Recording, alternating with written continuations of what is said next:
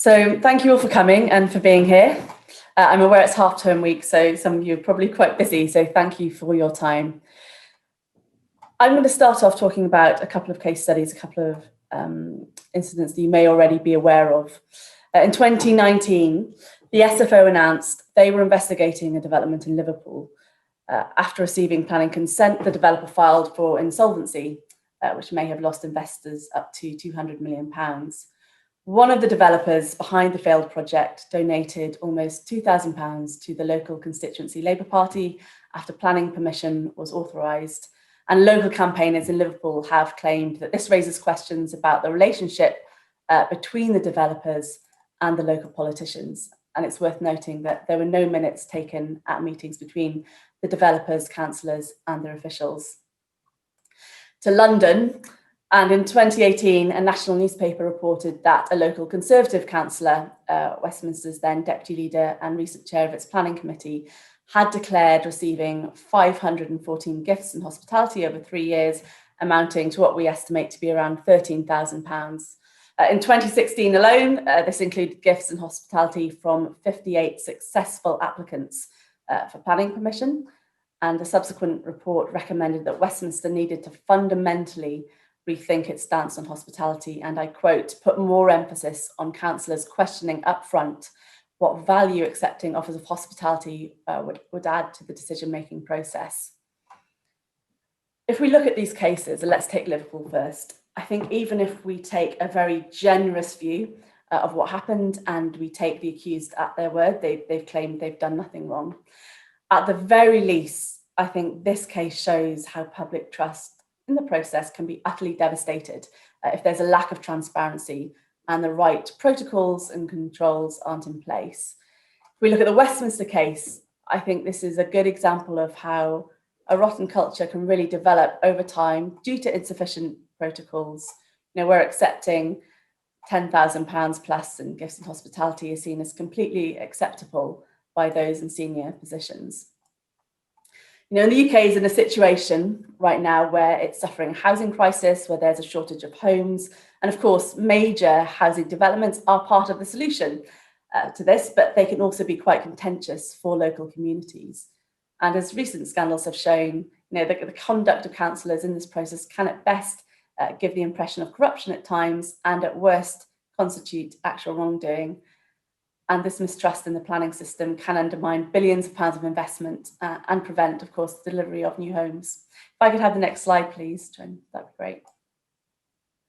So we have recently released some research. We did an analysis of corruption risks within planning decisions at local government level. We assessed 50 councils in England with planning responsibilities for housing and scored them on how well they manage corruption risks using a scale of 0, indicating poor, to 100, which indicates that the council meets good practice.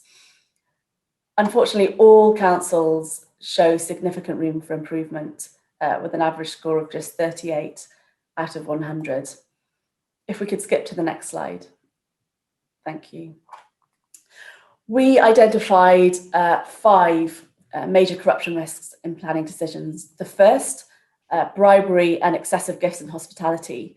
And of course, as many of you are probably aware, while convictions for domestic bribery are not very common in the UK, it is the most serious form of alleged corruption that we found in planning decisions.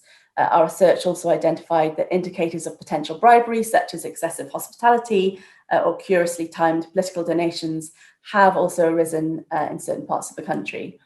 In our case analysis, we identified 3 incidents involving alleged or proven bribery, and also questions raised about gifts and hospitality given to key councillors in 4 others.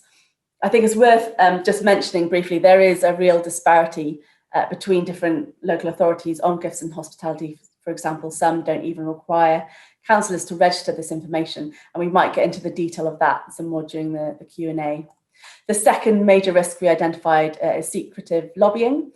So we believe transparency over lobbying is critical to providing confidence in the integrity of major decisions. And the LGA recommends that when meeting with developers, council officers should be present, notes should be taken, and those notes should be published. It's worth noting there are some good examples of really good practice. For example, Portsmouth Council goes even further than this and actually takes notes for telephone conversations and makes those available too. However, overall in our analysis, we found that only 2 local authorities within our sample explicitly required all 3 of these requirements from the LGA when engaging developers and their agents.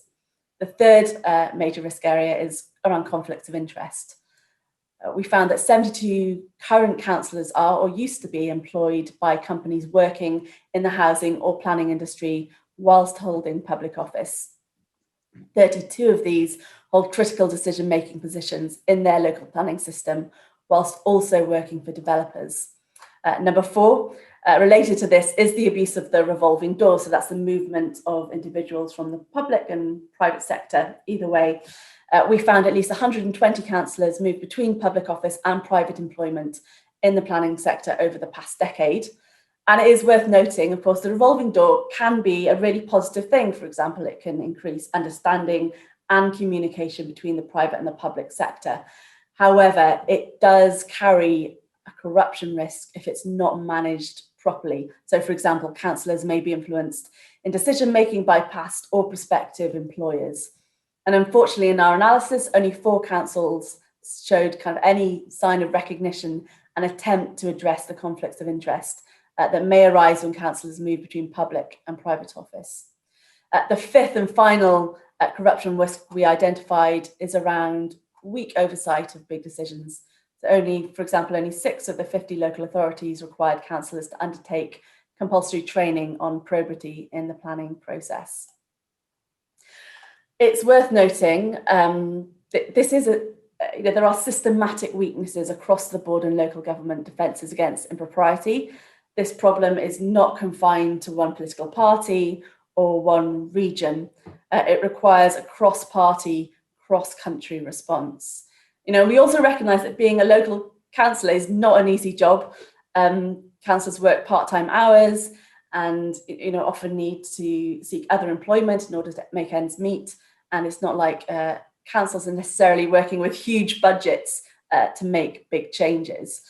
This is why we are recommending some simple, low-cost steps that we think local councils can take to protect themselves against corruption risks and also hopefully improve public trust in local decision-making around planning. If I can have the next slide. Don't worry, I'm not going to go through each of these 10 recommendations in detail. I'll direct you towards our report where you can find out more information about these. But we've made 10 recommendations in terms of how local authorities can do this, and all these recommendations reinforce existing guidance and good practice recommended by others such as the LGA, for example. And I'm just going to highlight 3 recommendations very quickly. On engaging external contacts and the risks around that, we think the local authorities should be required by law to establish a register of gifts and hospitality, as not all do at the moment. Around managing conflicts of interest, we think that all councillors should be prohibited from undertaking lobbying or advisory work relating to their duties on behalf of clients.